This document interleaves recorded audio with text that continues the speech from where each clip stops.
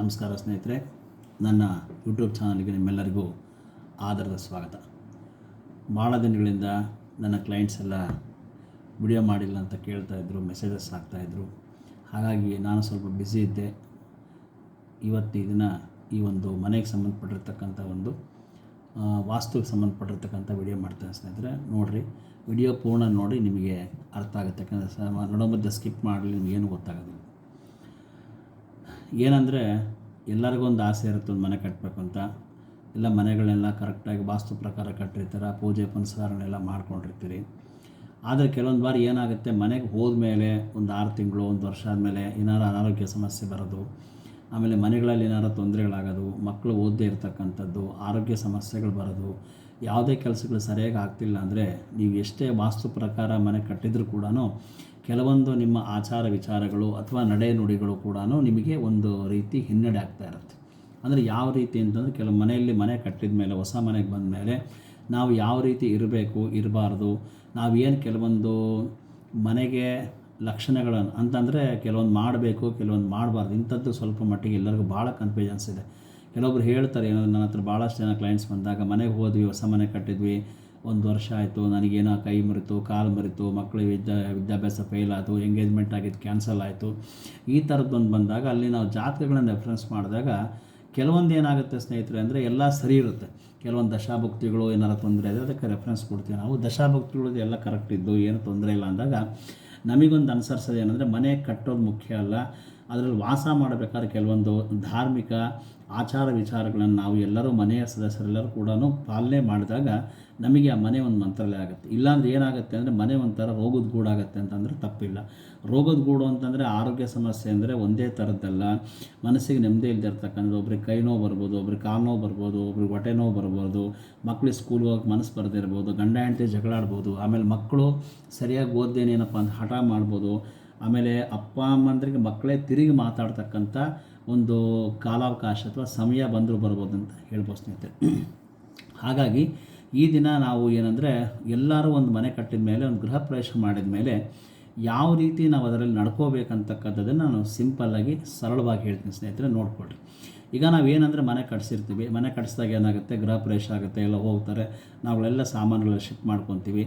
ಅದಾದಮೇಲೆ ಏನಾಗುತ್ತೆ, ಕೆಲವೊಂದು ಬಾರಿ ಅಂದರೆ ನಾವು ಎಲ್ಲ ಹೋದ್ಮೇಲೆ ಅಲ್ಲಿ ತನಕ ಅಂದರೆ ಮನೆಗೆ ನಾವು ಸಾಮಾನುಗಳು ಶಿಫ್ಟ್ ಮಾಡಿರೋದಿಲ್ಲ ಸ್ನೇಹಿತರೆ. ಮನೆಗೆ ಸಾಮಾನುಗಳು ಶಿಫ್ಟ್ ಮಾಡೋದು ಯಾವಾಗ ಅಂದರೆ, ಎಲ್ಲ ನಮ್ಮ ಬಂಧುಗಳೆಲ್ಲ ಊಟ ಗೀಟ ಮಾಡ್ಕೊಂಡು ಹೋದಾಗ ಏನಾಗುತ್ತೆ ಅಂತಂದರೆ, ನಾವು ಮನೆಗೆ ಸಾಮಾನು ಶಿಫ್ಟ್ ಮಾಡೋಕ್ಕೆ ಶುರು ಮಾಡ್ತೀವಿ.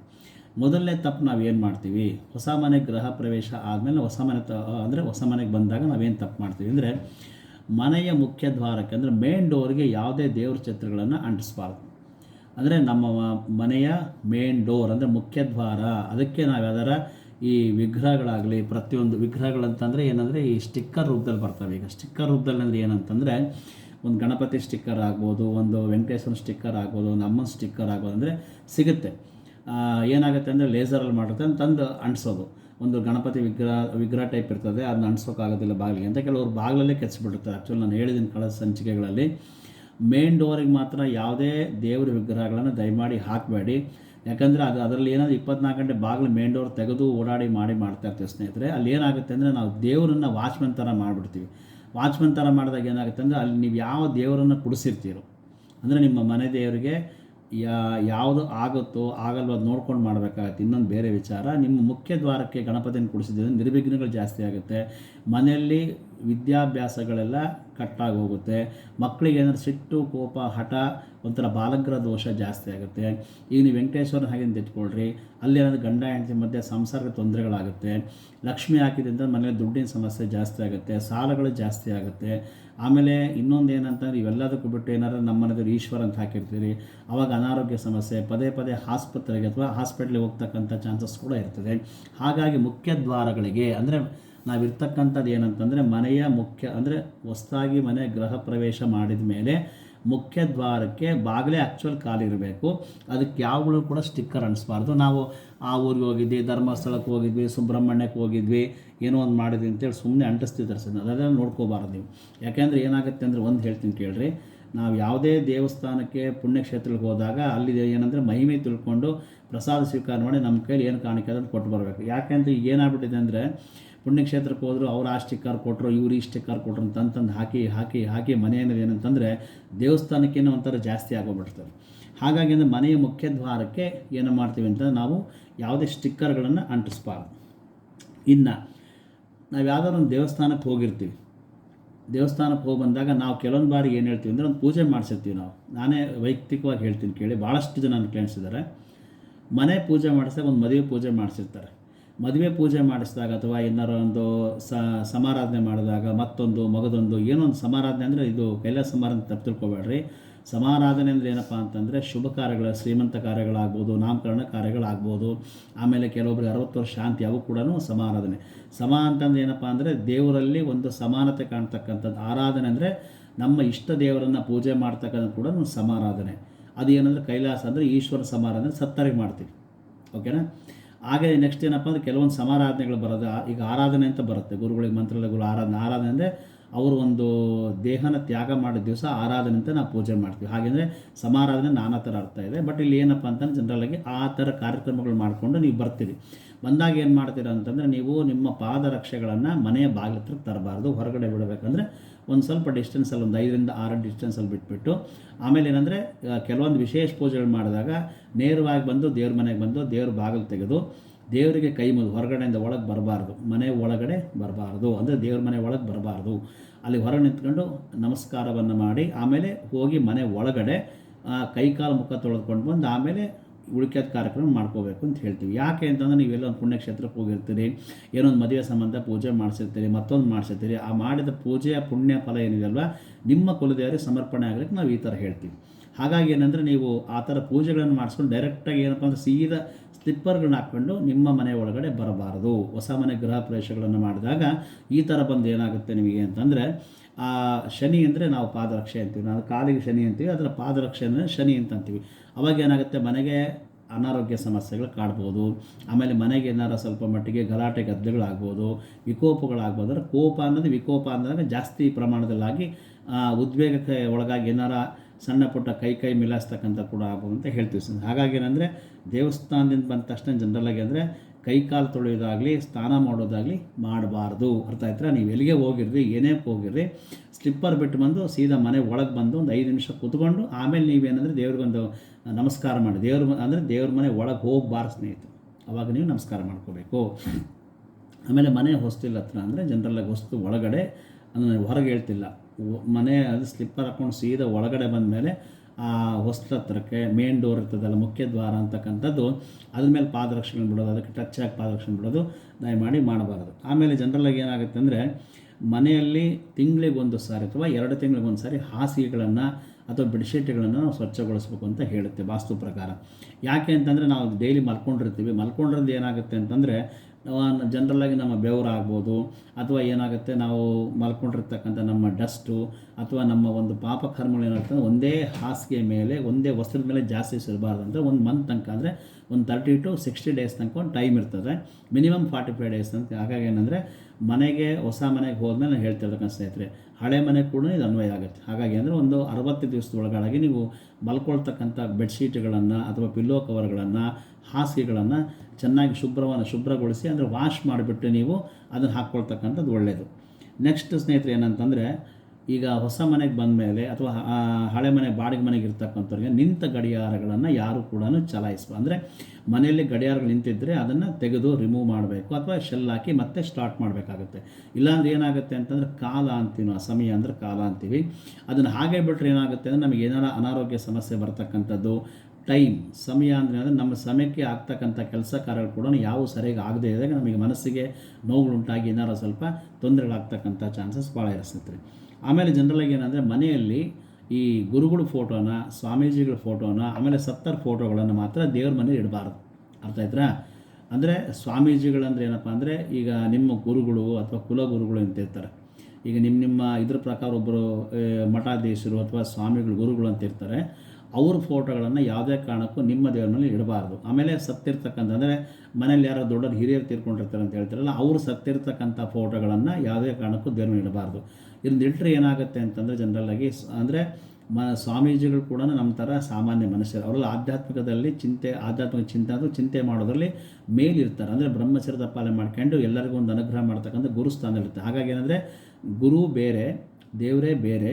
ಗುರು ಏನಂದರೆ ಗುರು ಮುಖಾಂತರ ನಾವು ದೇವ್ರು ನೋಡಬೇಕಾಗತ್ತೆ, ತಪ್ಪಿಲ್ಲ. ಆದರೆ ಏನಂದರೆ ಆ ಗುರುಗಳು ಅಂದರೆ ಜೀವಂತವಾಗಿರ್ತಕ್ಕಂಥ ಗುರುಗಳು ಫೋಟೋಗಳನ್ನು ದೇವ್ರ ಮುಂದಿಟ್ಟರೆ ಏನಾಗುತ್ತೆ ಅಂದರೆ ನಮಗೆ ನಮ್ಮ ಮಕ್ಕಳಿಗೆ ಗುರು ಅಂದರೆ ವಿದ್ಯಾಭ್ಯಾಸ, ಹಣಕಾಸಿನ ಸಮಸ್ಯೆ, ಬಂಗಾರ ಇವೆಲ್ಲವೇನಾರು ತೊಂದರೆಗಳಾಗುತ್ತದೋ, ಬಂಗಾರ ಕಳ್ತನ ಆಗೋದು, ಹಣ ಕಳ್ತನ ಆಗ್ತಕ್ಕಂಥದ್ದು ಕೂಡ ನಡೀತದೆ. ಕಳ್ತನ ಆಗೋದ್ರೆ ಮನೆಗೆ ಅಂತಲ್ಲ ಸ್ನೇಹಿತರೆ, ಹೊರಗಡೆ ಹೋದಾಗ, ಬಸ್ ಸ್ಟ್ಯಾಂಡ್ಗೆ ಹೋದಾಗ, ಮತ್ತೊಂದೆಲ್ಲ ಪ್ರಯಾಣ ಮಾಡಬೇಕಾದ್ರೆ ಈ ಥರ ಆಗುತ್ತೆ. ಹಾಗಾಗಿ ಇನ್ನೊಂದೇಂದರೆ ಆಯುಷ್ಯ ಕ್ಷೀಣ ಆಗುತ್ತೆ. ನೋಡಿ, ನಮಗೆ ಸತ್ತಿರ್ತಕ್ಕಂಥ ಫೋಟೋಗಳನ್ನು ಯಾರಾದರೂ ದಯಮಾಡಿ ಇಟ್ಟಿದ್ರೆ ತೆಗೆದುಬಿಡ್ರಿ. ಸತ್ತಿರ್ತಕ್ಕಂಥ ಫೋಟೋಗಳನ್ನು, ಜೀವಂತವಾಗಿರ್ತಕ್ಕಂಥ ಗುರುಗಳ ಫೋಟೋಗಳನ್ನು ದೇವ್ರಲ್ಲಿ ಇಟ್ಟರೆ ಏನಾಗುತ್ತೆ, ನಮ್ಮ ಆಯುಷ್ಯ ಕಡಿಮೆ ಆಗುತ್ತೆ. ಆಭರಣಗಳು ಏನಾದ್ರು ಕಳ್ತನ ಆಗ್ಬೋದು, ಮಕ್ಕಳಿಗೆ ವಿದ್ಯಾಭ್ಯಾಸ ಕಡಿಮೆ ಫೇಲ್ ಆಗ್ತಾರೆ ಅಂತ ನಾವಿಲ್ಲಿ ಇಷ್ಟು ಹೇಳ್ಬೇಕಾಗ್ತದೆ ಸ್ನೇಹಿತರೆ. ಆಮೇಲೆ ಏನಂತಂದು ಜನರಲ್ಲಾಗಿ ಸಾಯಂಕಾಲ 6ರಿಂದ 8 ಗಂಟೆ ಒಳಗಡೆ ನೀವು ಯಾವುದೇ ಕಾರಣಕ್ಕೂ ಹಾಸಿಗೆ ಮೇಲೆ ಮಲಗಬಾರ್ದು. ಇನ್ನು ಹೊಸ ಮನೆ ಗೃಹ ಪ್ರವೇಶ ಮಾಡಿರ್ತೀರ, ಒಂದು ದಿವಸ ನಿಮ್ಗೆ ಮಾರ್ಜಿನ್ ಇರ್ತದೆ. ಏನಂದರೆ ಅವತ್ತು ಸುಸ್ತಾಗಿರ್ತೀರ ಅಂತ ಮಲ್ಕೋಬೋದು. ಪ್ರತಿದಿನ ಏನಾಗುತ್ತೆ ಅಂದರೆ ಮನೆ ಯಾರೇ ಸದಸ್ಯರಾಗಲಿ, ಗಂಡ ಆಗಲಿ, ಹೆಂಡತಿ ಆಗಲಿ, ಮಕ್ಕಳಾಗಲಿ, ವಯಸ್ಸಾಗಿರ್ತಕ್ಕಂಥ ಯಾರಾದರೂ ಕೂಡ ಸಂಜೆ 6ರಿಂದ 8 ಗಂಟೆ ಅಥವಾ 9 ಗಂಟೆಗಳು ಮಲಗಬಾರ್ದು. ಯಾಕೆ ಅಂತಂದರೆ ಅದು ಲಕ್ಷ್ಮೀ ಬರೋ ಸಮಯ ಅಂತೀವಿ. ಅಂದರೆ ಆವಾಗ ದೇವರಿಗೆ ದೀಪ ಹಚ್ಚಿ, ಅಂದರೆ ಗೋಧೂಳಿ ಲಗ್ನ ಅಂತ ಗೋಧೂಳಿ ಲಗ್ನ ಅಂತ ಅಂತೀವಿ ಜನರಲ್. ಗೋಧೂಳಿ ಅಂದರೆ ಗೋವುಗಳು ವಾಪಸ್ ಮಾಡತಕ್ಕಂಥ ಸಮಯ, ಸೂರ್ಯ ಮುಳುಗ್ತಕ್ಕಂಥ ಸಮಯ. ಸೂರ್ಯ ಮುಳುಗಿದ ಮೇಲೆ ಏನಾಗುತ್ತೆ, ಒಂದು ಲಕ್ಷ್ಮೀ ಬರ್ತಕ್ಕಂಥ ಸಮಯದಲ್ಲಿ ನಾವು ಹೆಣ್ಮಕ್ಳೆಲ್ಲ ಕಸ ಬಡಿದು ರಂಗೋಲಿ ಹಾಕಿ ಒಂದು ದೇವ್ರ ದೀಪ ಹಚ್ಚಿ ದೇವ್ರನ್ನ ಪ್ರಾರ್ಥನೆ ಮಾಡ್ಕೊಂಡಿರ್ತಾರೆ. ಆ ದೇವರು ಲಕ್ಷ್ಮೀ ಬರಬೇಕಾದ್ರೆ ನಾವು ಮಲಗಿದ್ರೆ ದರಿದ್ರ ಅಂತ ಅಂತೀವಿ. ಕೆಲವರು ಬೈತಿರ್ತಾರೆ ನೋಡ್ರಿ, ಮನೆಗೆಲ್ಲ ದೊಡ್ಡರಿರ್ತಾರಲ್ಲ, ಇವನೇನು ದರಿದ್ರ ಮಲ್ಕೊಂಡನೇ ಲಕ್ಷ್ಮೀ ದೀಪ ಹಚ್ಬೇಕಾದ್ರೆ ಸಾಯಂಕಾಲ ಇಲ್ಲ ಬೆಳಗಿಲ್ಲ ಅನ್ನೋದು. ಅದೇ ದರಿದ್ರ ಅಂದರೆ ನಮಗೆ ದರಿದ್ರ ಅಂದರೆ ಒಂಥರ ತೊಂದರೆಗಳಾಗುತ್ತೆ. ಹಣಕಾಸಿನ ತೊಂದರೆ ಆಗ್ಬೋದು, ಆರೋಗ್ಯದ ತೊಂದರೆಗಳಾಗ ಒಂದೇ ಥರದಿಂದ ಎಲ್ಲ ಥರದಲ್ಲಾಗುತ್ತೆ ಅಂತ ಹೇಳ್ತೀವಿ ಸ್ನೇಹಿತರೆ. ನೆಕ್ಸ್ಟ್ ಏನಂತಂದರೆ ಜನರಲ್ಲಾಗಿ ಇದು ಮುಗಿದ ಮೇಲೆ ಊಟ ಆದ ತಕ್ಷಣವೇ ಆಹಾರ ಪದಾರ್ಥಗಳನ್ನು, ಅಂದರೆ ಏನಂದರೆ ಈ ಊಟ ಮಾಡಿದ ತಕ್ಷಣ ಜನರಲ್ಲಾಗಿ ಈ ತಟ್ಟೆಗಳು ಅಥವಾ ಅಡುಗೆ ಮಾಡಿದ ಪದಾರ್ಥಗಳನ್ನು ಯಾವುದೇ ಕಾರಣಕ್ಕೂ ವಾಶ್ ಬೇಸಿನ್ಗೆ ತೊಗೊಂಡೋಗಿ, ಅಂದರೆ ಅನ್ನ ಉಳಿದಿದ್ರೆ ಮಾತ್ರ ಅದರಲ್ಲಿ ಹಾಕಬಾರ್ದು ಅಂತ ಹೇಳ್ತಾರೆ. ಏನಂತಂದರೆ ಈಗ ಒಂದು ಊಟ ಮಾಡ್ತೀವಿಲ್ಲ ಫ್ಯಾಮಿಲಿ ಕೂತ್ಕೊಂಡು ಊಟ ಮಾಡಿದಾಗ ಸ್ವಲ್ಪ ಅನ್ನ ಉಳಿಬೋದು, ಸಾಂಬಾರು ಉಳಿಬೋದು, ಚಟ್ನಿ ಉಳಿಬೋದು, ಪಲ್ಯ, ನಥಿಂಗ್ ಬಟ್ ಏನಾರು ಒಂದು ಉಳಿತದೆ. ಅಂದರೆ ನಾವು ಊಟ ಮಾಡ್ತಕ್ಕಂಥ ಪದಾರ್ಥಗಳನ್ನು ಎಲ್ಲ ಊಟ ಮಾಡಿದ ಮೇಲೆ ಡೈರೆಕ್ಟಾಗಿ ಶಿಂಕಿಗೆ ತಗೊಳ್ಳೋದಕ್ಕಿಂತ ಮುಂಚೆ, ಅಂದರೆ ಪಾತ್ರೆ ತೊಳೆಯೋದಕ್ಕಿಂತ ಮುಂಚೆ ನಾವೇನು ಮಾಡಬೇಕು, ಒಂದು ಪಾತ್ರೆಯಲ್ಲಿ ಹಾಕಿ ನೀಡಬೇಕು. ಬೆಳಗ್ಗೆಗೆ ನಿಮ್ಗೆ ಅನುಕೂಲ ಆಗಿದ್ದರೆ ಉಪಯೋಗಿಸ್ಬೋದು, ಅನುಕೂಲ ಆಗೋದಿಲ್ಲ ಅಂತಂದರೆ ಒಂದು ಇದರಲ್ಲಿ ಇಟ್ಬಿಟ್ಟು ಬೆಳಗ್ಗೆ ಅದರ ಹಸು ಬಂದರೆ ಕೊಡ್ಬೋದು. ಇಲ್ಲ ಏನಾರು ಅದು ಪದಾರ್ಥ ಕೆಟ್ಟೋಗಿದ್ದರೆ ಕಸದ ಗಾಡಿ ಕೂಡ ನೀವು ಹಾಕ್ಬೋದು. ಹಾಗಾಗಿ ಏನಾದ್ರು ಅಲ್ಲಿ ಡೈರೆಕ್ಟಾಗಿ ಶಿಂಕ್ ಹತ್ರ ತಗೊಂಡು ಹೋಗ್ಬಾರ್ದು ಅಂತ ಹೇಳ್ತಾರೆ. ಆಮೇಲೆ ಜನರಲ್ಲಾಗಿ ಏನಂತಂದರೆ ಶೌಚಾಲಯ ಅಂದರೆ ಏನು, ಕೆಲವೊಬ್ರು ಏನು ಮಾಡ್ತಾರೆ, ಬಾತ್ರೂಮ್ಗೆ ಕ್ಲೀನ್ ಮಾಡ್ಬೇಕಾದ್ರೆ ಎಸಿತಾರೆ, ಅದನ್ನೆಲ್ಲ ಮಾಡಬಾರ್ದು. ಆಮೇಲೆ ಇನ್ನೊಂದು ಏನಂತಂದರೆ ಊಟ ಆದ ತಕ್ಷಣ ಏನಪ್ಪ ಅಂದರೆ ಒಂದು 10ರಿಂದ 20 ನಿಮಿಷ ಶೌಚಾಲಯಕ್ಕೆ ಅಂದರೆ ಬಾತ್ರೂಮ್ಗೆ ಟಾಯ್ಲೆಟ್ಗೆ ಹೋಗಬಾರ್ದು ಅಂತ ಹೇಳ್ತಾರೆ. ಯಾಕೆಂದರೆ ಊಟ ಮಾಡಿದ ಜೀರ್ಣ ಆಗಲ್ಲ. ಆಮೇಲೆ ಏನಾಗುತ್ತೆ, ಅದು ಹೋದ್ರೆ ಅದರ ಶಕ್ತಿ ಕಡಿಮೆ ಆಗಿ ಮನುಷ್ಯನಿಗೆ ನಿಶಕ್ತಿ ಜಾಸ್ತಿ ಆಗಿ ಕೈಕಾಲು ನೋವು ಬರುತ್ತೆ ಅಂತ ಹೇಳ್ತಾರೆ ಸ್ನೇಹಿತರೆ. ಆಮೇಲೆ ಈ ಊಟ ಮಾಡೋಕ್ಕಾದ್ರೆ ಕೆಲವೊಬ್ರು ಏನು ಮಾಡ್ತಾರೆ, ದಾಟ್ತಿರ್ತಾರೆ. ಇವ್ರು ಊಟಕ್ಕೆ ಕೂತ್ಕೊಂಡಿರ್ತಾರೆ, ಅವ್ರು ಹಿಂದೆ ಇದ್ದೋಗ್ಬೇಕು, ಅವ್ರು ಊಟದ ತಟ್ಟೆನೇ ಕಾಲಿಂದ ದಾಡ್ತಾರೆ. ಹಾಗೆ ಮಾಡಬಾರ್ದು ಜನರಲ್ಲ. ಯಾಕೆಂದರೆ ಮನೆಗಳಲ್ಲಿ ಅಂದರೆ ಒಬ್ರು ಊಟ ಮಾಡಬೇಕಾದ್ರೆ ಸ್ವಲ್ಪ ಸಮಯ ಕಾಯಬೇಕು. ಯಾಕೆಂದರೆ ಆ ಊಟ ಮಾಡೋಕ್ಕೆ ತಟ್ಟೆನ ದಾಟಿದರೆ ನನಗೆ ಮುಂದಿನ ಜನ್ಮದಲ್ಲಿ ಅನ್ನ ಸಿಗಲ್ಲ ಅಂತ ಹೇಳ್ತಾರೆ. ಅನ್ನನ ದಾಟಿದ್ರೆ ಏನಾಗುತ್ತೆ ಅಂತಂದರೆ ನಮ್ಮ ಜೀವನದಲ್ಲಿ ಕೊನೆಗಾಲಕ್ಕೆ ಈ ಸಾವು ಅನ್ನೋ ಪದ ಬಂದಾಗ ಏನಾಗುತ್ತೆ ಸ್ನೇಹಿತರೆ ಅಂದರೆ, ನೋಡಿರಿ ಕೆಲವೊಬ್ಬರು ಗೊತ್ತಿರುತ್ತೆ ನಿಮಗೆಲ್ಲ, ನಿಮಗೆ ಭಾಳ ಅನುಭವಗಳಿರ್ತವೆ. ಯಾಕೆಂದರೆ ವೀಕ್ಷಕರಿಗೆ ನೋಡ್ತಿರ್ತೀರಿ. ಏನಂತಂದರೆ ಕೆಲವೊಬ್ಬರಿಗೆ ಕೋಮಕ್ಕೆ ಹೋಗಿರ್ತಾರೆ, ಒಂದು ತಿಂಗಳಿಂದ ಇತ್ಲ ಬದುಕೋಕ್ಕೂ ಆಗಲ್ಲ, ಸಾಯೋಕ್ಕೂ ಆಗಲ್ಲ. ಅನ್ನ ಆಹಾರಗಳಿಂದ ಪರಮಾತ್ಮ ಕೊನೆ ನಮಗೆ ಏನಂದರೆ ಒಂದೊಂದು ತಿಂಗಳು ಕೋಮದಲ್ಲಿಟ್ಟಿರ್ತಾನೆ, ಕೊನೆ ಯಾವಾಗೋ ಜೀವ ಹೋಗುತ್ತದು. ಅದರಿಂದ ಏನಂತಂದರೆ ಯಾವುದೇ ಕಾರಣಕ್ಕೂ ಅನ್ನವನ್ನು ದಾಟಬಾರ್ದು. ಅನ್ನವನ್ನು ದಾಟಿದ್ರೆ ಏನಾಗುತ್ತೆ, ಕಾಲಿರ್ತಕ್ಕಂಥ ಶನಿ ಏನು ಮಾಡ್ತಾನೆ ಅಂದರೆ ನಮಗೆ ಕೊನೆಗಾಲಕ್ಕೆ ಅನ್ನಗಳನ್ನು ಕೊಡೋದಂಗೆ, ಬರ್ತಾ ಬರ್ತಾ ವಯಸ್ಸಾದಂಗೆ ಜೀರ್ಣ ಆಗಲ್ಲ, ಆಹಾರ ಪದಾರ್ಥ ಜೀರ್ಣ ಆಗಲ್ಲ, ಅವಾಗ ಊಟ ಮಾಡೋಕ್ಕಾಗೋದಿಲ್ಲ, ಬೇರೆ ವಿಚಾರ. ಅದು ಒಬ್ಬ ಮನುಷ್ಯನ ಪ್ರಕ್ರಿಯೆ ಅದು. ಬಟ್ ಇದ್ರ ಜೊತೆಗೆ ಏನಾಗುತ್ತೆ ಅಂದರೆ ನಾವು ಅದನ್ನು ದಾಟಿದರೆ, ಅಂದರೆ ಊಟ ಮಾಡ್ತಕ್ಕಂಥ ವ್ಯಕ್ತಿಯ ಆಹಾರ ಪದಾರ್ಥವನ್ನು ದಾಟಿದಾಗ ನಮಗೆ ಕಾಲು ಧೂಳಾಗುತ್ತೆ, ಹೊಟ್ಟೆ ನೋವು ಬರುತ್ತೆ, ವಾಂತಿ ಭೇದಿ ಆಗೋ ಸ್ನೇಹಿತರೆ. ಆ ಥರದಕ್ಕೆ ಏನಂದರೆ ನಿಮ್ಮದೇ ತಟ್ಟೆಯನ್ನು ಕೂಡ ನೀವು ಊಟ ಮಾಡಿದ್ಮೇಲೆ ದಾಟಬಾರ್ದು. ಬೇರೆ ಯಾರು ಊಟ ಮಾಡಿದ್ರೆ ಒಂದು 2 ನಿಮಿಷ ವೆಯ್ಟ್ ಮಾಡಿದ್ರೆ ಸಮಾಧಾನಕ್ಕೆ ಕುಳಿತುಕೊಂಡು ಅದನ್ನು ಆಮೇಲೆ ಸೈಡಿಂದ ಹೋಗಬೇಕು. ಬಟ್ ಆ ಊಟ ಮಾಡ್ಬೇಕಾರೆ ಅದನ್ನು ದಾಟಬಾರ್ದು. ಇನ್ನೊಂದು ಏನಂದರೆ ಮನೆಯ ಮುಖ್ಯ ದ್ವಾರಕ್ಕೆ, ಅಂದರೆ ಮೇನ್ ಡೋರ್ಗೆ ಯಾವಾಗಲೂ ತಲೆ ಇಟ್ಟು ಮಲಗಬಾರ್ದು, ತಲೆ ಇಟ್ಟು ಕುತ್ಕೋಬಾರ್ದು, ಅದ್ರ ಮೇಲೆ ಕುಳಿತುಕೋಬಾರ್ದು. ಮುಖ್ಯ ದ್ವಾರಕ್ಕೆ ಇದೇನು ಮಾಡ್ತಾರೆ ಅಂದರೆ ಈಗ ಫ್ಯಾಷನ್ ಆಗಿಬಿಟ್ಟಿದೆ. ಹೊಸ್ದಾಗಿ ಮನೆ ಕಟ್ಟಿರ್ತಾರೆ, ಅಲ್ಲಿ ವಸ್ತು ಮೇಲೆ ಕುತ್ಕೊಂಡು ಸೆಲ್ಫಿ ತೆಕ್ಕೊಂಡೆ, ಫೋಟೋ ತೆಕ್ಕೊಂಡೆ, 2-3 ಜನ ಕುಡಿಸ್ಕೊಂಡೆ, ಮಕ್ಕಳು ಕುಡಿಸ್ಕೊಂಡು, ಇದು ಭಾಳಷ್ಟು ಮಾಡ್ತಾರೆ. ನಾನು ಎಷ್ಟೋ ಕೆಲವೊಂದು ಫಂಕ್ಷನ್ಗಳನ್ನು ನೋಡಿದ್ದೀನಿ, ಬೈತಾ ಇರ್ತೀನಿ. ಯಾಕೆಂದರೆ ಮನೆ ಮುಖ್ಯ ದ್ವಾರ ಅಂದರೆ ಲಕ್ಷ್ಮೀ ವಾಸಸ್ಥಾನ. ಲಕ್ಷ್ಮಿ ಮೇಲೆ ನಾವು ಕುಳಿತುಕೊಂಡ್ರೆ ಏನಾಗುತ್ತೆ ಅಂದರೆ ನಮ್ಮ ಭಾರದ ಮೇಲೆ ಹೋದಾಗ ನಮಗೆ ಹಣಕಾಸಿನ ತೊಂದರೆಗಳಾಗುತ್ತೆ. ಕೆಲವೊಂದು ಬಾರಿ ಏನಾಗುತ್ತೆ ಅಂದರೆ ಮುಖ್ಯ ದ್ವಾರ ಏನಪ್ಪ ಅಂದರೆ ನಮ್ಮ ಮನೆ ಯಜಮಾನರುಗಳು ಏನು ಅನಾರೋಗ್ಯ ಬರೋದು, ಹಾಸ್ಪಿಟ್ಲಿಗೆ ಹೋಗ್ತಕ್ಕಂಥದ್ದು, ಸಣ್ಣ ಪುಟ್ಟ ಅಪಘಾತ ಕಂಟುಗಳಾಗ್ತಕ್ಕಂಥದ್ದು ಇವೆಲ್ಲ. ಅದಕ್ಕೆ ಹಾಗಾಗಿ ಏನಂತಂದರೆ ಈಗ ನಮ್ಮ ತಲೆ ಮೇಲೆ ಇನ್ನೊಬ್ರು ಕುತ್ಕೊಂಡಾಗ ನಮಗೇನು ತೊಂದರೆ ಆಗುತ್ತೋ ಹಾಗೆ ದುಡ್ಡು ಅಂದರೆ ಮನುಷ್ಯನಿಗೆ ಬೇಕಾಗಿರ್ತಕ್ಕಂಥ ಅವಶ್ಯಕವಾದ ಒಂದು ಜೀವನದಲ್ಲಿ ಒಂದು ಅಂಗ ಅಂದರೆ ಏನಂತಂದರೆ ಅದು ಒಂದು ಕಾರ್ಯ ಅಂತಂತೀವಿ ನಾವು. ಏನಪ್ಪ ಅಂತ ದುಡ್ಡು ಇಲ್ದಾಗ ಮನುಷ್ಯನಿಗೆ ನಾವು ಏನು ಪ್ರಪಂಚದಲ್ಲಿ ಮೂವ್ ಮಾಡೋಕ್ಕಾಗೋದಿಲ್ಲ. ಹಾಗಾಗಿ ಏನಂದರೆ ಮುಖ್ಯ ದ್ವಾರದ ಮೇಲೆ ಯಾವುದೇ ಕಾರಣಕ್ಕೂ ಕುಳಿತುಕೋಬಾರ್ದು ಅಥವಾ ತಲೆ ಇಟ್ಟು ಮಲ್ಕೋಬಾರ್ದು ಅಂತ ದೊಡ್ಡವ್ರು ಹೇಳ್ತಾರೆ ಸ್ನೇಹಿತರೆ. ನಂತರ ಏನಪ್ಪ ಅಂತಂದರೆ ಮನೆಯಲ್ಲಿ ಯಾವುದೇ ಹೆಣ್ಮಕ್ಳು ಬಂದರೆ ಅಥವಾ ಮನೆ ಹೆಣ್ಮಕ್ಳಿದ್ರೆ ಅವ್ರಿಗೆ ಗೌರವ ಕೊಡೋದನ್ನು ಕಲಿಬೇಕು ಅಂತ ಹೇಳ್ತಾರೆ. ಅಂದರೆ ಈಗ ನೀವು ಹೊಸದಾಗಿ ಮನೆ ಗೃಹ ಪ್ರವೇಶ ಮಾಡಿದಾಗ ನಿಮಗೆ ತಂಗಿ ಬರ್ಬೋದು ಅಥವಾ ರಿಲೇಷನ್ಸ್ ಬರ್ಬೋದು, ಮತ್ತೊಬ್ಬರು ಬರ್ಬೋದು, ಬೇರೆ ಹೆಣ್ಮಕ್ಳು ಬರ್ಬೋದು.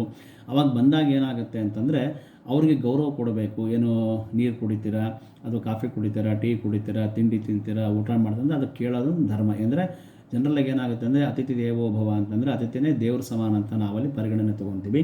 ಹಾಗಾಗಿ ಅವ್ರು ಬಂದಾಗ ಅವ್ರಿಗೆ ಏನಂದರೆ ಹೆಣ್ಮಕ್ಳನ್ನ ಗೌರವನ ಕಾಣಬೇಕು ಅಂತ ಭಗವಂತ ಕೃಷ್ಣ ಹೇಳ್ತಾನೆ. ಆನಂತರ ಏನಂತಂದರೆ ಈಗ ಏನೋ ಫಂಕ್ಷನಿಗೆ ಬಂದಿರ್ತಾರೆ, ಮನೆ ಗೃಹ ಪ್ರವೇಶಕ್ಕೆ, ಹೊಸ ಮನೆ ಗೃಹ ಪ್ರವೇಶಕ್ಕೆ ಬಂದಿರ್ತಾರೆ. ಬಂದಾಗ ಏನಾಗುತ್ತೆ, ಏನೋ ಒಂದು ಗಲಾಟೆಗಳಾಗುತ್ತೆ. ಅವಾಗ ಹೆಣ್ಮಕ್ಳಿಗೆ ಕಣ್ಣೀರು ಹಾಕ್ಸ್ಬಾರ್ದು. ಕಣ್ಣೀರು ಹಾಕಿದ್ರೆ ಒಂದು ವರ್ಷದಲ್ಲಿ ಮನೇಲಿ ಯಾರ್ದಾರ ಸಾವು ನೋವುಗಳಾಗುತ್ತೆ ಅಂತ ನನ್ನ ಭಾಳಷ್ಟು ಕ್ಲೈಂಟ್ಸ್ ಹೇಳಿದ್ದಾರೆ, ನಾನು ಕೇಳಿದ್ದೀನಿ, ಭಾಳಷ್ಟು ಜನ ಇದ್ದಾರೆ. ಹಾಗಾಗಿ ಅಂದರೆ ಮನೆ ಹೆಣ್ಮಕ್ಳಿಗೆ, ಹೊರಗಡೆ ಹೆಣ್ಮಕ್ಳಿಗೆ ಏನೇ ತೊಂದರೆ ತಾಪತ್ತಿದ್ದರೂ ಕೂಡ ಅವ್ರಿಗೆ ಕಣ್ಣಲ್ಲಿ ನೀರು ಹಾಕಿಸಿ ಕಳಿಸ್ಬಾರ್ದು ಅಂತ ಹೇಳ್ತಾರೆ. ಅಂದರೆ ಹೊಸ ಮನೆ ಗೃಹ ಪ್ರವೇಶ ಆಗಿ ಇದು 1 ವರ್ಷದ ತನಕ ಜನರಲ್ಲಿಗೆ ಅಂತಲ್ಲ ಎಲ್ಲರೂ ಪಾಲನೆ ಮಾಡಬೇಕಾಗಿರ್ತಕ್ಕಂಥ ಒಂದು ಅಂಶ ಸ್ನೇಹಿತರೆ. ಆಮೇಲೆ ಮನೇಲಿ ಏನಪ್ಪ ಅಂದರೆ ನೀವು ಪೂಜೆ ಮಾಡಿರ್ತೀರಲ್ವ, ದೇವರ ಕೋಣೆಯಲ್ಲಿ ಏನಂದರೆ ಪೂಜೆ ಮಾಡಿದ ತಕ್ಷಣ ಒಂದು ದಿವಸ ಹಾಕಿರ್ತಕ್ಕಂಥ ಹೂಗಳನ್ನು ತೆಗಿಬೇಕು, ಅಥವಾ ಒಂದು ದಿವಸ ಆದಮೇಲೆ ಅದನ್ನ ಇಟ್ಕೋಬಾರ್ದು ಅಂತ ಭಗವಂತ ಹೇಳಿದ. ಅಂದರೆ ಹೂವೆಲ್ಲ ಒಣಗೋಗಿರ್ತವೆ. ಒಣಗೋದಾಗ ಅದನ್ನು ಇಟ್ಕೊಂಡ್ರೆ ಏನಾಗುತ್ತೆ ಸಮಸ್ಯೆ ಅಂದರೆ ಅನಾರೋಗ್ಯ ಸಮಸ್ಯೆಗಳು ಬರುತ್ತೆ ಅಂತ ಹೇಳ್ತಾರೆ. ಆಮೇಲೆ ಏನಂತಂದರೆ ಅದನ್ನು ದೇವ್ರ ಮೇಲೆ ಇರ್ತಕ್ಕಂಥ ಹೂ ನಿರ್ಮಾಲ್ಯ ಅಂತ ಅಂತೀವಿ ನಾವು, ಅಥವಾ ಪ್ರಸಾದ ಅಂತ ಅಂತೀವಿ ನಾವು. ಜನರಲ್ಲ ನಮ್ಮ ದೇವಸ್ಥಾನದಲ್ಲಿ ಭಕ್ತರಿಗೆ ಕೊಡ್ತೀವಿ ನಾವು. ತಲೆಗೆ ಮುಡ್ಕೊತಾರೆ, ಒಬ್ಬರು ಕಿವಿಲಿ ಇಟ್ಕೊತಾರೆ, ಒಬ್ಬರು ಜೇಬಲ್ಲಿ ಇಟ್ಕೊಂಡು ಹೋಗ್ತಾರೆ. ಬಟ್ ಮನೇಲಿ ಮಾಡಿರ್ತಕ್ಕಂಥದ್ದೆಲ್ಲ ಕವರಿಗೆ ಹಾಕಿ ಹರಿ ನೀರಿಗಾರ ಬಿಡ್ಬೋದು, ಇಲ್ಲ ಯಾರು ತುಳಿಲಾರ ಜಾಗಕ್ಕೆ ಒಂದು ಮರದ ಕೆಳಗಡೆ ಯಾವ್ದಾರು ಹಾಕಿದರೆ ಸೂಕ್ತ ಅಂತ ಹೇಳ್ತಾರೆ ಸರ್.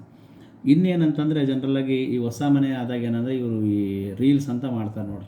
ಈ ರೀಲ್ಸು ಫೇಸ್ಬುಕ್ಕಲ್ಲಿ ಹಾಕೋದು, ಇನ್ಸ್ಟಾಗ್ರಾಮ್, ಮತ್ತಂದರೆ ಹಲ್ಲು ಕಡಿಯೋದು, ಬೆರಳು ಮುರ್ಕೊಳೋದು, ಏನೋ ಒಂಥರ ವಿಚಿತ್ರ ಕಾಮಿಡಿ ಟೈಪ್ ಮಾಡ್ಕೊಂಡು ಹಿಂಗೆ ಫೋಟೋ ತೆಗ್ಸ್ಕೊಂಡು ಇವನ್ನೆಲ್ಲ ಮಾಡಬಾರ್ದು ಅಂತ ಹೇಳ್ತಾರೆ. ಏನಂದರೆ ಹಲ್ಲು ಕಡಿದ್ರೆ ಮನೆಗೆ ಏನಾಗುತ್ತೆ ಸ್ನೇಹಿತರೆ ಅಂದರೆ ಹಲ್ಲಿಗಳು ಜಾಸ್ತಿ ಆಗ್ತಾವಂತೆ. ಬೆರಳು ಮುರಿಯೋದಂದರೆ ಬೆರಳು ಅಂದರೆ ಈಗ ಕಟ್ ಅಂತ ಈಗ ನರಗೆ ಹಾಕ್ಕೊಂತಿರ್ತೀವಿ ನಾವು.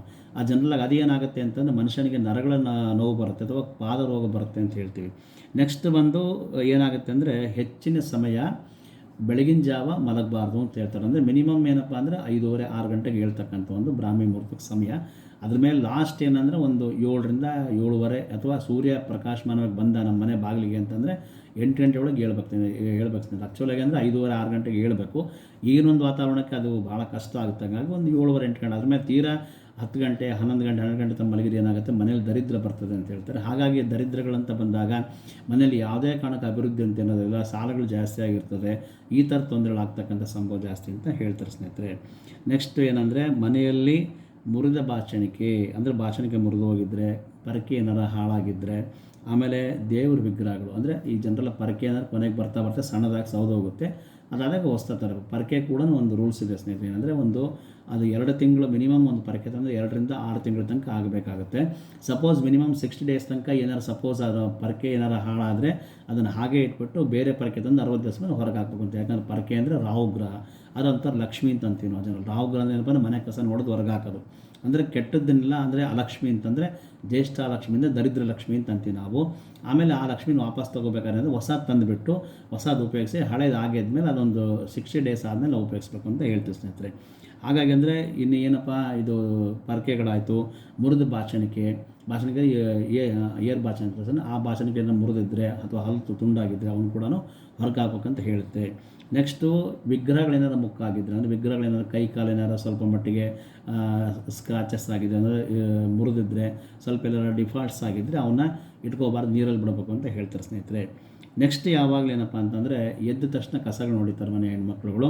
ಅವ್ರು ಏನಂದರೆ ಈ ಪರಕೆಯಿಂದನೇ ಕೆಲವೊಬ್ಬರು ಬೆಡ್ಡನ್ನು ವಾಶ್ ಮಾಡ್ತಾರೆ. ಅಂದರೆ ಮನೆ ಮಲ್ಕೊಂಡಿರ್ತೀವಲ್ಲ ನಾವು ಬೆಡ್ಶೀಟ್ ಮೇಲೆ, ಆ ಪರಕೆಯಿಂದನೇ ಹಿಂಗೆ ವಾಶ್ ಮಾಡ್ತಾರೆ, ಅದನ್ನು ಮಾಡಬಾರ್ದು ಅಂತ ಹೇಳ್ತಾರೆ. ಏನಂತಂದರೆ ಆ ರೀತಿಯಾಗಿ ಜನರಲ್ಲಾಗಿ ಮಾಡಿದಾಗ ಏನಾಗುತ್ತೆ ಅಂದರೆ ಮನೆ ಯಜಮಾನನಿಗೆ 1 ವರ್ಷದಲ್ಲಿ ಆಸ್ಪತ್ರೆಗೆ ಅಡ್ಮಿಟ್ ಆಗ್ತಕ್ಕಂಥ ಒಂದು ಅವಕಾಶ ಬರ್ಬೋದು. ಯಾಕಂದರೆ ಪರಕೆ ಅಂದರೆ ರಾಹುಗ್ರಹ ಅಂದರೆ ರೋಡ್ಗಳಲ್ಲಿ ಆಕ್ಸಿಡೆಂಟ್ಸ್ ಆಗ್ಬೋದು, ಕೈಕಾಲು ಫ್ರ್ಯಾಕ್ಚರ್ಸ್ ಆಗ್ಬೋದು, ಸ್ನಾನ ಮಾಡಬೇಕಾದ್ರೆ ಏನಾರು ಸ್ವಲ್ಪ ಕರೆಂಟ್ ಶಾಕ್ ಹೊಡಿಬೋದು, ಆಮೇಲೆ ಕಾಲು ಜಾರಿ ಸ್ಲಿಪ್ಪಾಗಿ ಹೊತ್ಕೊಂಡು ಬೀಳ್ಬೋದು ಅಂತ ಕೂಡ ಹೇಳ್ತಾರೆ ಸ್ನೇಹಿತರೆ. ಆಮೇಲೆ ಜನರಲಾಗಿ ಏನಾಗುತ್ತೆ, ಮಕ್ಕಳ ಹಳೆ ಬಟ್ಟೆ ಅಥವಾ ಏನಾದರೂ ಮಕ್ಕಳ ಹಳೆ ಬಟ್ಟೆ ಅಂದರೆ ಸಣ್ಣ ಮಕ್ಕಳು ಈಗ ವಯಸ್ಸು ಬೆಳೀತಾ ದೊಡ್ಡರಾಗ್ತಿರ್ತಾರೆ, ಆ ಹಳೆ ಬಟ್ಟೆಗಳನ್ನು ಜನರಲಾಗಿ ಏನಂದರೆ ಅಲ್ಲಿ ಉಪಯೋಗಿಸ್ಬಾರ್ದು. ಅಡುಗೆ ಮನೆಗೆ ಈಗೇನು ಮಾಡ್ತಾರೆ ಅಂದರೆ ಯಾರೊಂದು ವಸ್ತ್ರ ಹಾಕ್ಕೊಂಡಿರ್ತಾರೆ, ಅದು ಮುಗಿದೋಗುತ್ತೆ, ಮುಗಿದ್ಮೇಲೆ ಜನರಲಾಗಿ ಏನು ಮಾಡ್ತಾರೆ ಅಂದರೆ ಅದನ್ನು ಈ ವಾಶ್ ಮಾಡೋಕ್ಕೆ ಅಂತ ಇಟ್ಕೊತಾರೆ. ಅಂದರೆ 1-10 ವರ್ಷ ಇರ್ತಕ್ಕಂಥ ಮಕ್ಕಳ ಬಟ್ಟೆಗಳನ್ನು ಅಡುಗೆ ಮಾಡೋದಾಗಲಿ, ಸಿಲಿಂಡ್ರಿಗೆ ಒರೆಸೋದಾಗಲಿ, ಆಮೇಲೆ ಗ್ಯಾಸ್ ಒರೆಸೋದಾಗಲಿ, ಪ್ರತಿಯೊಂದಕ್ಕೂ ಅದನ್ನು ಯೂಸ್ ಮಾಡಬಾರ್ದು ಅಂತ ಹೇಳ್ತಾರೆ. ಅದು ಯೂಸ್ ಮಾಡಿದ್ರೆ ಏನಾಗುತ್ತೆ ಅಂದರೆ ಅವ್ರ ಮಕ್ಕಳ ಆಯುಷ್ಯ ಕಡಿಮೆ ಆಗಿ ಕೋಪ ಜಾಸ್ತಿಯಾಗಿ 18 ವರ್ಷದೊಳಗೆ ಏನಾರು ಒಂದು ತೊಂದರೆಗಳಾಗ್ತಕ್ಕಂಥ ಚಾನ್ಸಸ್ ಇರುತ್ತೆ ಅಂತ ಹೇಳ್ತಾರೆ ಸ್ನೇಹಿತರೆ. ಆಮೇಲೆ ಮಸಿ ಬಟ್ಟೆಗಳನ್ನು ಜಾಸ್ತಿ ಯೂಸ್ ಮಾಡಿ, ಒಂದು ಸತಿ ಯೂಸ್ ಮಾಡಿದ್ರೆ ಅದು ಹೊರಗೆ ಹಾಕ್ಬೇಕು ಅಂತ ಹೇಳ್ತಾರೆ. ಜನರಲಾಗಿ ಏನಂತಂದರೆ ಮನೆಯಲ್ಲಿ ಯಾರಾದರೂ ಡೆತ್ಗಳಾದರೆ ಅವರ ಕಾರ್ಯಗಳನ್ನು ಸರಿಯಾಗಿ ವರ್ಷ ಪೂರ್ತಿ ವರ್ಷಕ್ಕೆ ಒಂದು ಸತಿ ಬರ್ತದೆ ಅದು, ಅದನ್ನು ಕೂಡ ಮಾಡಬೇಕು ಅಂತ ಹೇಳ್ತಾರೆ. ಯಾಕಂದರೆ ಸರಿಯಾಗಿ ಮಾಡಲಿ ಅಂದರೆ ಪಿತೃಗಳು ಆಶೀರ್ವಾದ ಇಲ್ಲ ಅಂದರೆ ನಮ್ಮ ಮನೆಗಳಲ್ಲಿ ಅನಾರೋಗ್ಯ ಸಮಸ್ಯೆಗಳು, ಗಲಾಟೆಗಳು, ಕದನಗಳು, ಅಂದರೆ ಅಭಿವೃದ್ಧಿ ಅಂತಕ್ಕಂಥದ್ದು ಎಲ್ಲ ಥರದ ಒಂದು ಮಗನ ಮದುವೆ ಆಗಿರ್ಬೋದು, ಒಂದು ವಿದ್ಯಾಭ್ಯಾಸ ಆಗಿರ್ಬೋದು, ಒಂದು ವಾಹನ ಖರೀದಿ ಮಾಡೋದಾಗಿರ್ಬೋದು, ಇವೆಲ್ಲ ಕೂಡ ಹಿನ್ನಡೆ ಅನುಭವಿಸ್ತದೆ ಅಂತ ಹೇಳ್ತಾರೆ. ಮನೇಲಿ ಜನರಲಾಗಿ ಏನಂತಂದರೆ ಈ ಸಣ್ಣರು ದೊಡ್ಡರಿಗೆ ಬೈದು ಅವ್ರ ಕಣ್ಣಲ್ಲಿ ಏನೋ ನೀರು ಬಂದರೂ ಕೂಡ ಅದು ಒಂದು ಪಿತೃಶಾಪ ಅಥವಾ ಮಾತೃಶಾಪ ಅಥವಾ ದೈವ ಶಾಪಗಳು, ಇವೆಲ್ಲ ಕೂಡ ಒಳ್ಳೆಯದಲ್ಲ ಅಂತ ಹೇಳ್ತಾರೆ. ಅಂದರೆ ಮನೆ ಜನರಲಾಗಿ ಗೃಹ ಪ್ರವೇಶ ಆದಮೇಲೆ ಏನಾರ ಸಾಲ ಸೂಲ ಮಾಡ್ಕೊಂಡಿರ್ತಾರೆ, ಲೋನ್ ತೆಗೆಸ್ಕೊಂಡಿರ್ತಾರೆ, ಏನೊಂದು ಗಲಾಟೆಗಳು ಮಾಡ್ತಿರ್ತಾರೆ, ಅವೆಲ್ಲವಕ್ಕೂ ಮಾರ್ಜಿನ್ಸ್ ಏನಂತಂದರೆ ಗಲಾಟೆ ಮಾಡಿ ದೊಡ್ಡರಿಗೆ ಕಣ್ಣು ನೀರು ಹಾಕ್ಸೋದು ಅಂತಲ್ಲ, ಸಮಯ ಸಂದರ್ಭ ಅಂತ ಬಂದಾಗ ಅದು ಸಮಾಧಾನ ಕೂತ್ಕೊಂಡು ಅದನ್ನು ಮನೆ ದೊಡ್ಡವರಾಗಲಿ ಸಣ್ಣದಾಗಲಿ ಹಾಗಂತ ದೊಡ್ಡರು ಬೈಬೇಕು ಅಂತೇನಿಲ್ಲ, ಅದು ಕೂತ್ಕೊಂಡು ಸಮಾಧಾನಕ್ಕೆ ಬಗೆಹರಿಸ್ಬೇಕು ಅಂತಂದರೆ ಗಲಾಟೆಗಳು ಕಚ್ಚಾಟಗಳು ಜಾಸ್ತಿ ಒಂದು ಗಾದೆ ಸ್ನೇಹಿತರೆ, ಕಾದ ಮನೆಗೆ ಕಲ್ಲು ಹೊಡಿತು ಅಂತ ಹೇಳ್ತಾರೆ. ಕಾದ ಮನೆಗೆ ಕಲ್ಲು ಹೊಡಿತು ಅಂದರೆ ಇದೇ ಥರ 24 ಗಂಟೆ ಕಚ್ಚಾಟದಲ್ಲಿ ಮನೇಲಿ ಯಾರಿಗಾರು ಒಬ್ಬರಿಗೆ ಸಾವು ಸಂಭವಿಸುವಂಥ ಹಿರಿಯರು ಹೇಳ್ತಾರೆ ಸ್ನೇಹಿತರೆ. ಹಾಗೆ ರಾತ್ರಿ ಏನಪ್ಪ ಅಂತಂದರೆ ಜನರಲಾಗಿ ಈ ಕಸ ಮತ್ತು ಮುಸ್ರೆಗಳು ಅಂದರೆ ಏನಂದರೆ ಊಟ ಮಾಡಿದ ಪದಾರ್ಥಗಳನ್ನು ತೊಳಿಬೇಕು ಅಂತ ಹೇಳ್ತಾರೆ. ಯಾಕಂದರೆ ಅದು ತೊಳಿಲಿಲ್ಲ ಅಂದರೆ ಏನಾಗುತ್ತೆ ಜನರಲಾಗಿ ಅಂದರೆ ಕಸ ಮುಸ್ರೆಗಳಂತಂದರೆ ರಾತ್ರಿ ಕಸ ಹೊಡೆಯೋಗಿಲ್ಲ. ಯಾವುದೇ ಕಾರಣಕ್ಕೂ ರಾತ್ರಿ ಅಂದರೆ 10 ಗಂಟೆ ಮೇಲೆ ಜನರಲಾಗಿ ಕಸ ಹೊಡೆಯಲ್ಲ. ಎಮರ್ಜೆನ್ಸಿ ಏನಾರ ನಾಳೆ ಫಂಕ್ಷನ್ ಇದೆ ಅಂತ ಅಂದಾಗ ಕೂಡ ಅದನ್ನು ಕಸ ಹೊಡೆದು ನೆಲ ಒರೆಸ್ಬೇಕು ಸ್ನೇಹಿತರೆ. ಹಾಗಾಗಿ 8-9 ಗಂಟೆ ಒಳಗೆ ಮಾಡಬೇಕು. 10 ಗಂಟೆ ಮೇಲೆ ಎಮರ್ಜೆನ್ಸಿ ಇದ್ದರೆ ಮಾಡೋದಿಲ್ಲ, ಮಾಡೋಕ್ಕೆ ಬರಲ್ಲ. ಆಮೇಲೆ ಇನ್ನೊಂದು ಏನಂತಂದರೆ ಅಲ್ಲಿ ಹೆಚ್ಚು ಕಡಿಮೆ ನನ್ನ ಪ್ರಕಾರ ಅಂದರೆ ಒಂದು ಏನು ಮಾಡ್ತಾರೆ ಅಂತಂದರೆ ಈ ಕಸ ಮುಸ್ರೆಗಳನ್ನೆಲ್ಲ ಮಾಡಿದ ಮೇಲೆ ಕೆಲವೊಬ್ರು ಏನು ಮಾಡ್ತಾರೆ, ರಾತ್ರಿಯೇ ಹೊರಗಡೆ ಕಸ ಹೊಡೆದು ರಂಗೋಲಿ ಕೂಡ ಹಾಕ್ತಾರೆ.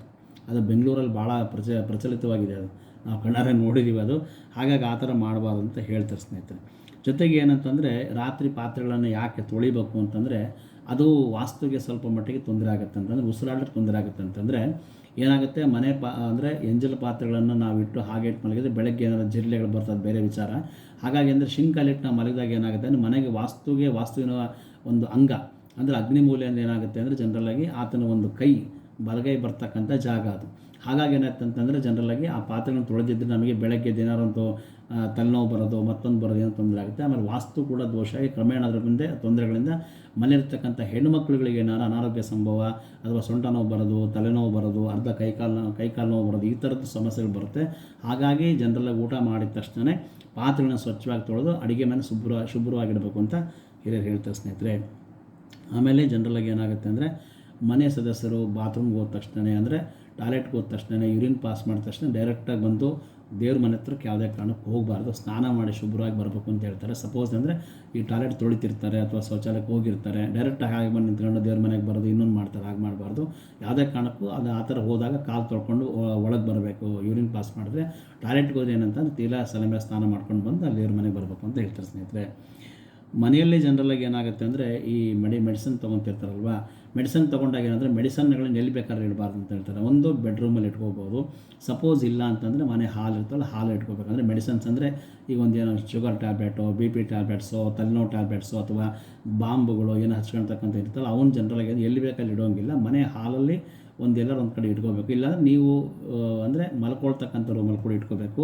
ಅದನ್ನು ಬೇರೆ ಕಡೆ ಇಟ್ಕೊಂಡ್ರೆ ಏನಾಗುತ್ತೆ ಅಂದರೆ ನಿಮ್ಮ ಆರೋಗ್ಯ ಸಮಸ್ಯೆ ಉಳಿಕೆದವರಿಗೆ ಟ್ರಾನ್ಸ್ಫರ್ ಆಗುತ್ತೆ ಅಂತ ಹೇಳ್ತಾರೆ ಸ್ನೇಹಿತರೆ. ಹಾಗಾಗಿ ಏನಂದರೆ ಇನ್ನೊಂದು ಏನಂದರೆ ತಂದೆ ತಾಯಿಗಳು ಅಂದರೆ ಈಗ ಮನೆ ಗೃಹ ಪ್ರವೇಶ ಆಗಿರುತ್ತೆ, ಇಬ್ಬರು ಮಕ್ಕಳಿರ್ತಾರೆ, ಏನೋ ಒಂದು ಸಾಲ ಮಾಡಿರ್ತಾರೆ, ಅವರು ಅಣ್ಣ ಗಲಾಟೆಗಳು ಮಾಡ್ತಿರ್ತಾರೆ. ಹಾಗಾಗಿ ಏನಂದರೆ ಆ ಥರ 24 ಗಂಟೆ ಕಥೆಗಳನ್ನ ಮಾಡಬಾರ್ದು ಅಂತ ಹೇಳ್ತಾರೆ. ಅದನ್ನು ತಂದೆ ತಾಯಿಗಳಂದರೆ ಮನೆ ಹಿರಿಯರು ಅದನ್ನು ಸರಿಪಡಿಸ್ಬೇಕು ಅಂತ ಹೇಳ್ತಾರೆ ಸ್ನೇಹಿತರೆ. ಮನೆಯಲ್ಲಿ ಜನರಲಾಗಿ ಏನಾಗುತ್ತೆ, ಗೃಹ ಪ್ರವೇಶ ಆದಮೇಲೆ ಒಂದು 48 ಡೇಸ್ ಅಥವಾ 48 ದಿವಸ 5 ದಿವಸ ತನಕ ಯಾವುದೇ ಕಾರಣಕ್ಕೂ ಯಾರಲ್ಲಿ ತಪ್ಪು ತಿಳ್ಕೊಬೇಡ ಮಾಡಿ ನಾನ್ ವೆಜ್ಜನ್ನು ಅಂದರೆ ನಾನ್ ವೆಜ್ ಊಟ ಅಡುಗೆ ಮಾಡಬಾರ್ದು ಅಂತ ಒಂದು ಶಾಸ್ತ್ರ. ಒಂದು ಯಾವುದೇ ದೇವಸ್ಥಾನ ಓಪನ್ ಆದಾಗ ಒಂದು ಪ್ರಾಣ ಪ್ರತಿಷ್ಠಾಪನೆ ಮಾಡಿದಾಗ ಒಂದು 48 ಡೇಸ್ ಒಂದು ಮಂಡಲ ಅಂತೀವಿ ನಾವು.